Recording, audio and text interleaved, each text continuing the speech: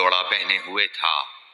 سبب دریافت کیا گیا تو کہنے لگے کہ میں نے ایک شخص یعنی غلام کو برا بھلا کہا تھا اور اس کی ماں کی غیرت دلائی یعنی گالی دی، تو رسول اللہ صلی اللہ علیہ وسلم نے یہ معلوم کر کے مجھ سے فرمایا، اے ابو ذر، تو نے اسے ماں کے نام سے غیرت دلائی ہے، بے شک تجھ میں ابھی کچھ زمانہ جاہلیت کا اثر باقی ہے۔ یاد رکھو ماتحت لوگ تمہارے بھائی ہیں، اللہ نے اپنی کسی مصلحت کی بنا پر انہیں تمہارے قبضے میں دے رکھا ہے، تو جس کے ماتحت اس کا کوئی بھائی ہو تو اس کو بھی وہی کھلائے جو آپ کھاتا ہے، اور وہ کپڑا اسے پہنائے جو آپ پہنتا ہے، اور ان کو اتنے کام کی تکلیف نہ دو کہ ان کے لیے مشکل ہو جائے، اور اگر کوئی سخت کام ڈالو تو تم خود بھی ان کی مدد کرو۔ صحیح بخاری حدیث نمبر 31۔ جب سورہ انعام کی یہ آیت اتری، جو لوگ ایمان لائے اور انہوں نے اپنے ایمان میں گناہوں کی آمیزش نہیں کی، تو آپ صلی اللہ علیہ وسلم کے اصحاب نے کہا، یا رسول اللہ، یہ تو بہت ہی مشکل ہے، ہم میں کون ایسا ہے جس نے گناہ نہیں کیا؟ تب اللہ پاک نے سورہ لقمان کی یہ آیت اتاری کہ بے شک شرک بڑا ظلم ہے۔ صحیح بخاری حدیث نمبر 32۔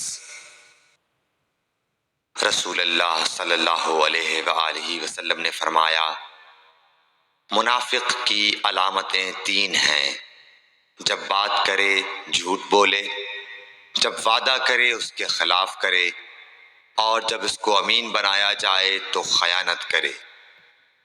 صحیح بخاری حدیث نمبر 33۔ رسول اللہ صلی اللہ علیہ وسلم نے فرمایا کہ 4 عادتیں جس کسی میں ہوں تو وہ خالص منافق ہے، اور جس کسی میں ان 4 میں سے ایک عادت ہو تو وہ بھی نفاق ہی ہے جب تک اسے نہ چھوڑ دے۔ وہ یہ ہیں، جب اسے امین بنایا جائے تو امانت میں خیانت کرے، اور بات کرتے وقت جھوٹ بولے، اور جب کسی سے عہد کرے تو اسے پورا نہ کرے، اور جب کسی سے لڑے تو گالیوں پر اتر آئے۔ صحیح بخاری حدیث نمبر 34۔ رسول اللہ صلی اللہ علیہ وسلم نے فرمایا، جو شخص شب قدر ایمان کے ساتھ محض ثواب آخرت کے لیے ذکر و عبادت میں گزارے، اس کے گزشتہ گناہ بخش دیے جاتے ہیں۔ صحیح بخاری حدیث نمبر 35۔ رسول اللہ صلی اللہ علیہ وسلم نے فرمایا، جو شخص اللہ کی راہ میں جہاد کے لیے نکلا، اللہ اس کا ضامن ہو گیا۔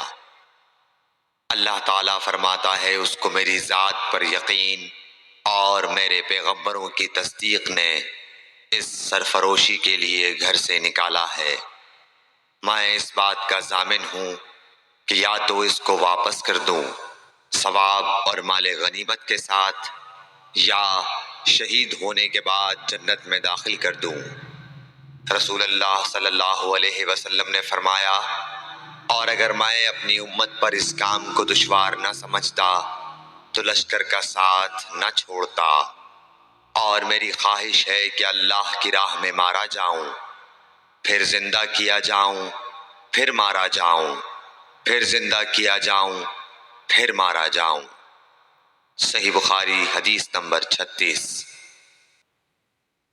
حضرت صلی اللہ علیہ وسلم نے فرمایا، جو کوئی رمضان میں راتوں کو ایمان رکھ کر اور ثواب کے لیے عبادت کرے، اس کے اگلے گناہ بخش دیے جاتے ہیں۔ صحیح بخاری حدیث نمبر 37۔ حضرت صلی اللہ علیہ وسلم نے فرمایا، جس نے رمضان کے روزے ایمان اور خالص نیت کے ساتھ رکھے، اس کے پچھلے گناہ بخش دیے گئے۔ صحیح بخاری حدیث نمبر 38۔ حضرت صلی اللہ علیہ وسلم نے فرمایا، بے شک دین آسان ہے، اور جو شخص دین میں سختی اختیار کرے گا تو دین اس پر غالب آ جائے گا اور اس کی سختی نہ چل سکے گی۔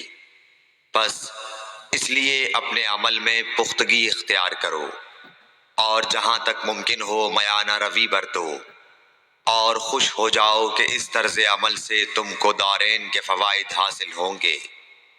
اور صبح اور دوپہر اور شام اور کسی قدر رات میں عبادت سے مدد حاصل کرو۔ نماز 5 وقتہ بھی مراد ہو سکتی ہے کہ پابندی سے ادا کرو۔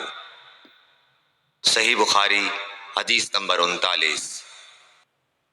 رسول اللہ صلی اللہ علیہ وسلم جب مدینہ تشریف لائے تو پہلے اپنی نانہال اترے جو انصار تھے، اور وہاں آپ نے 16 یا 17 ماہ بیت المقدس کی طرف منہ کر کے نماز پڑھی، اور آپ کی خواہش تھی کہ آپ کا قبلہ بیت اللہ کی طرف ہو۔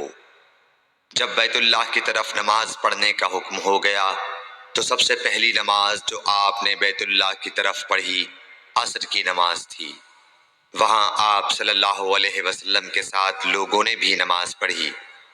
پھر آپ کے ساتھ نماز پڑھنے والوں سے ایک آدمی نکلا اور اس کا مسجد بنی حارثہ کی طرف گزر ہوا تو وہ لوگ رکوع میں تھے۔ وہ بولا کہ میں اللہ کی گواہی دیتا ہوں کہ میں نے رسول اللہ صلی اللہ علیہ وسلم کے ساتھ مکے کی طرف منہ کر کے نماز پڑھی ہے۔ یہ سن کر وہ لوگ اسی حال میں بیت اللہ کی طرف گھوم گئے، اور جب رسول اللہ صلی اللہ علیہ وسلم بیت المقدس کی طرف منہ کر کے نماز پڑھا کرتے تھے، یہودی اور عیسائی خوش ہوتے تھے، مگر جب آپ نے بیت اللہ کی طرف منہ پھیر لیا تو انہیں یہ امر ناگوار ہوا۔ زہیر ایک راوی کہتے ہیں کہ ہم سے ابو اسحاق نے برا سے یہ حدیث بھی نقل کی ہے کہ قبلہ کی تبدیلی سے پہلے کچھ مسلمان انتقال کر چکے تھے، تو ہمیں یہ معلوم نہ ہو سکا کہ ان کی نمازوں کے بارے میں کیا کہیں۔ تب اللہ نے یہ آیت نازل کی، وَمَا كَانَ اللَّهُ لِيُضِيعَ إِيمَانَكُمْ، سورہ بقرہ آیت نمبر 143۔ صحیح بخاری حدیث نمبر 40۔